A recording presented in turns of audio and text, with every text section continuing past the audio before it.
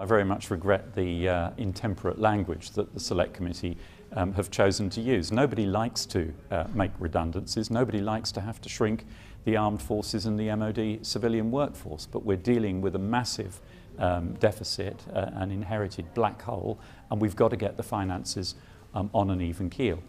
We've got targets for reduction in the size of the armed forces and the civilian workforce, and it just happens to be the case that in the first tranche we had enough volunteers so that all the redundancies on the civilian side could be voluntary, but not enough volunteers in the armed forces. So unfortunately some compulsory redundancies had to be made. The armed forces voluntary redundancy terms are very much more generous than the civilian service redundancy terms. It simply I think reflects the fact that many people join the armed forces, have a very strong vocation for the armed forces. That's what they want to do, that's where they want to be, and looking around them, the jobs market isn't particularly good at the moment, that they're attracted to think about moving out of the armed forces. Much is done already to offer training for opportunities for other areas where there are skill shortages to people who are targeted for redundancy in the armed forces, and some people do retrain and go on